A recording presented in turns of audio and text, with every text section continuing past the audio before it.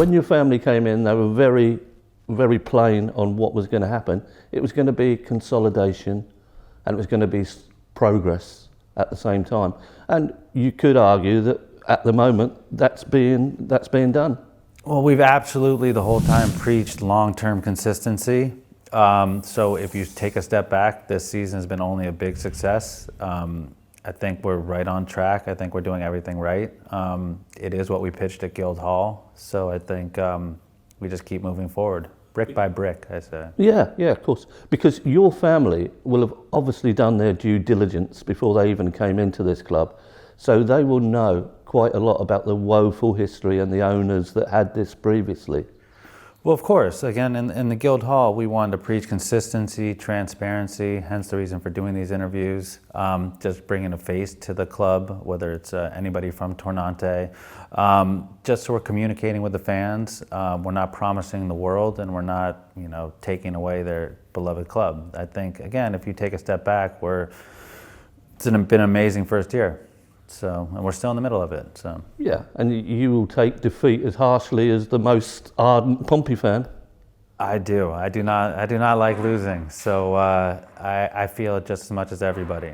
But again, if you look at the whole year, it's been a really good year, and there's games coming up, so things can change very quickly. Yeah. Now there are a couple of issues. Let's move on to the club crest. Where are you with that? We have a heritage board meeting tomorrow. Where we're going to present there. We've taken tons of the fan input and created what we believe to be a final crest that people are actually going to really like.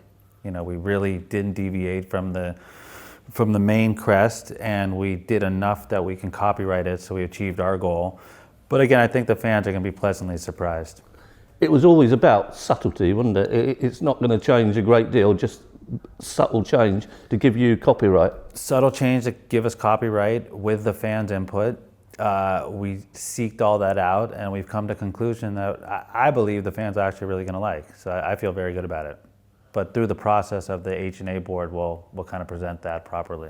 So now, a bigger issue and a longer issue will, of course, be the stadium, and David Fields is working over here on that. Yes, Fratton Park is not easy to figure out. Portsmouth is the second densest city in the UK. Land is not easily available here, so we're studying all our options. Our goal is still to remain in Fratton Park, but it will take planning and then planning in phases to do it right. So we're again, like with everything in our long-term goals, we're right on plan. You can say what you like about Fratton Park, it has a quaintness and a uniqueness about it. It has an atmosphere that I actually think that some people take for granted here. I think you don't realize how great it is until you go visit other places and you come back and you see it. So it has an atmosphere that is invaluable. What is your schedule from here on? You're only over here for a short time. We're over here for a short time. We have the Heritage Board, which makes sense. We're meeting with Kenny to discuss the team now, and next year we're talking with the Academy. That's something we've always talked about, something we wanted to build up, so we have an Academy meeting after this. Every facet of the team. There's so much more that goes to just on the pitch. The pitch is the most, easy to see and the most easy to see results off. Yeah. But the academy, the stadium, there's so many different layers to a football club that we're trying to, build them all up at once. And it's true, because you're not actually coming out and saying these things all the time, that things do continue to happen.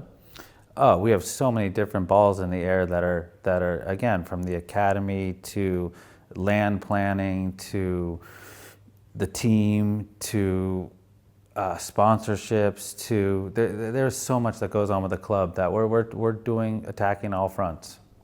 What about life outside football? You were up for awards last time we spoke. How have they progressed? We did very good. We did not get the Academy nomination. We got shortlisted for the Academy. So I'm going to take a step back, and the whole thing's been a huge win. Could you get a little frustrated that you didn't win that one little game? Yes, but overall it's been such a good run that thumbs up all around. And then we have one last push, which is the Emmys, which are the television awards. So we have one last go, so which kind of starts in spring. How do you find time to do that, all of that, and be ownership of a football club? The ownership of the football club is what takes the most time. and it's what we love. So I'm a sports guy. I feel like I'm like everyday fan. We'll get this right, and we're doing everything right, and it will steadily but surely, with another brick in the wall each time, go up, signing players to long-term contracts. There's so many things that go into the club that it's not all to be seen just in the wins and losses, but over time you can kind of get a sense of what's going on. Yeah, and as we said off camera, it's those moments of despair that drive you on to that success. Yeah, nobody wants to lose. We don't want to lose the game, so we're all in this to win the games. Unfortunately, in sports, sometimes you do lose. But it's what I like about Pompey. They're very resilient. I think the fans understand that. There is always another game, and we will always field a competitive team. So we will, an incredible first year. I'll tell you a little stat. There were 1,000, under 2,000 anyway, fans from Cheltenham at MK Dons on Saturday. There was 6,000 from Pompey, and Cheltenham's half the distance. That tells you something about the support. Well, the Blue Army. The Blue Army is great. They know I love it. I always tweet about it. This is one of the reasons why we came to this club.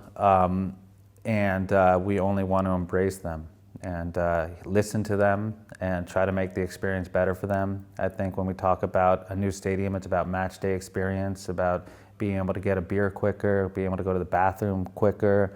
All those things matter, and they're small, but when you start to notice the little changes, I think people will like them because we care about that.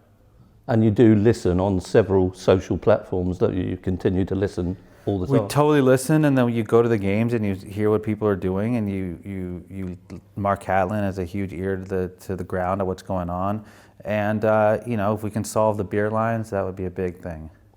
You always knew that Mark Catlin was your man. Has he proven that? Yeah, he's great. We love Mark. So Mark, Tony, Anna, everybody, Colin. Everybody, even you, Johnny Moore, everybody in that we've found with the organization of the club so far, we're extremely ecstatic about. Well, it's lovely to talk to you again, Eric, and we'll see you over here again. Thank you very much. Thank you. All right, perfect.